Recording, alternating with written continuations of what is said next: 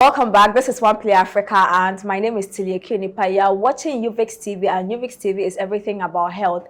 Today, I'm seated here with Abiana, and we're going to know more about menstrual hygiene and probably a bit more about breast cancer. And I just want to know it from Abiana's point of view, nothing professional or detailed, just her point of view and her understanding of the things that bedevils we, the young ladies everywhere around the world. Welcome, Abiana. Thank you. I hope you are fine. I'm blessed. How are you? I'm fine, thank you. Thanks for asking, though. Let me take you down memory lane. When you were in school, at which level was it? Is it GHS or which class did you first hear about the female reproduction system, and how did you feel when they were talking about the women's body? I kind of say, do you know that way from I think class 6? You know, our time, we didn't really mature quickly. But these kids are mature. So our time, they had to do it, I think, JSS. That time, they'll organize all the girls and take them to the assembly hall. And then all the girls, then they're going to talk about reproduction and health and then female hygiene and stuff. So when the boys hear that, they say, all the girls will say, hey, they're going to talk about their things. They're going to talk about their things. So I think my first time was when they took us, all the girls, to the assembly hall, and then they were talking about this female reproduction system and then the menstrual hygiene. At what age did you get a full understanding of it? Because I know that in school there we are writing to pass our exams, we don't really care. But at what age did you really get the understanding? Was it tertiary level? Was it high school level? I'm here. I'm still learning. I'm telling you, I'm still learning. I believe at that time we don't know what was happening to us. We just knew that when it's time, it's time. You just have to put something there. But as you grew up, you got to understand that it's an egg, unfertilized egg, that kind of thing. So even though we learned that it was an unfertilized egg coming down, passing down and things, people saw it as unhealthy and that kind of thing. So as we grew up, then we realized that it's just part of the human body, it's part of who we are as human beings or female beings. And then this is how our body works. So as we grew up, I think we're still learning lots of things. So I know for me, I mean, when another lady says, oh, it's that time of the month, I'm a bit compassionate. I'm like, okay, she's not in there. How do you feel when another person, do you feel like you are doing too much? We all go to it, suck it up and let's move. Do you feel that way? Yeah, I'm so lucky that how people feel, I don't feel the same way. I can go through my menstrual cycle or menstrual time without pain. Wow. I've never experienced pain unless I've done something unhealthy during that week. I need tips. You get it? Yes. You should know your body that much. Okay. That when you know your body that much, you know that when you do this, you do this. I know sometimes, when I drink a lot of alcohol during a month, I know how I'm supposed to feel.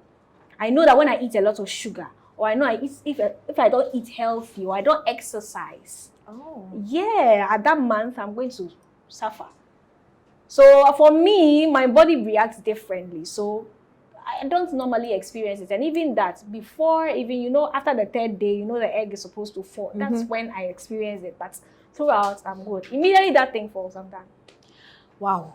Having been a woman or being a woman, what is that one thing that you think is a misconception when it comes to the menstrual cycle or menstrual hygiene for young girls especially? What is that misconception that you grew up and you're like, it's not true? I think it's the saying the blood is dirty. Okay.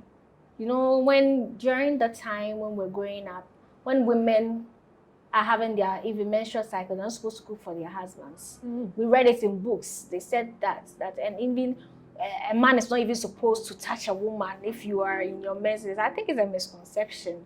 It's just a particular time in the woman's life where things have to fall off and then something new begins. If we accept it in that kind of way, I think we'll all move forward from that. I like your perspective. I like your perspective. Thank you. But let's talk about the breast of women. Aside cancer, breast cancer, have you heard of anything that worries the lady's breast? No, I've not heard, apart from cancer. So do you think our educational system and then the health system, they did justice to educating us on the breast rather than... I'm sorry. Up to now, I don't even know what causes breast cancer. If I have to look up for it, because maybe my family, I heard something about hereditary. So me, my family, I've never seen anyone have that. So I've not like looked into it.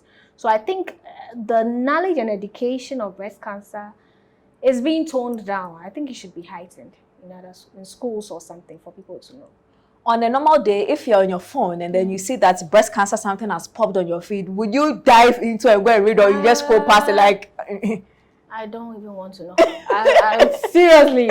Sometimes you said if whatever you put your mind to, that's what you get. Wow. You get it? So that's for me, that's it. So immediately you see it, it's not something that I really would like to put all my energy into it, trying to find out if I have one. But once or twice, you touch your breast and feel it and see if there's something wrong. So it happens.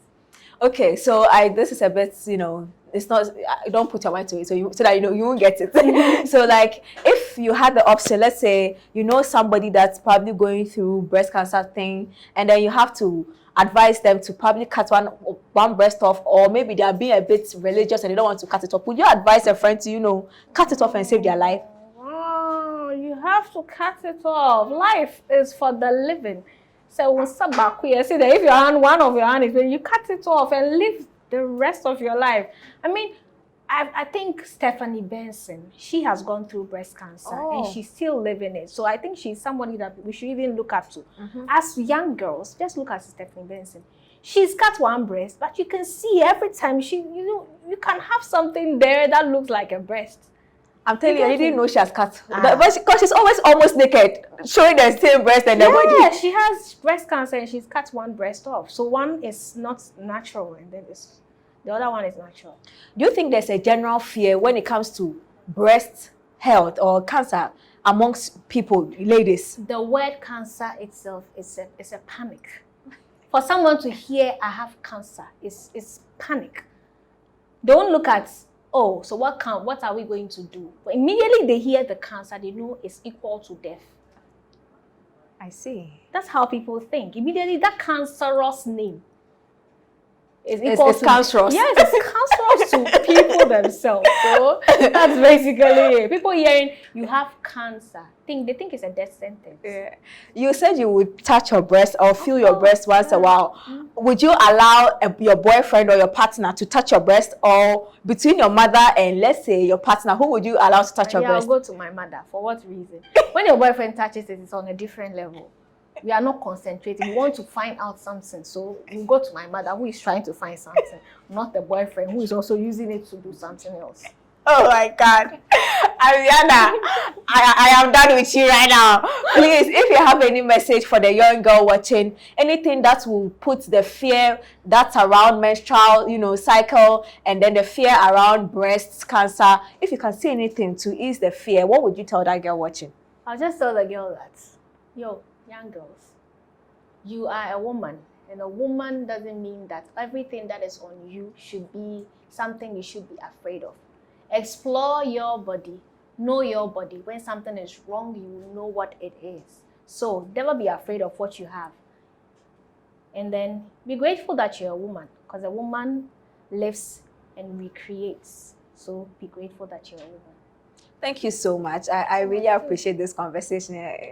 You can be a mommy. Thank you so much for watching. I was doing this with Abiana, and this has been Yovix TV. Thank you, and we'll be right back.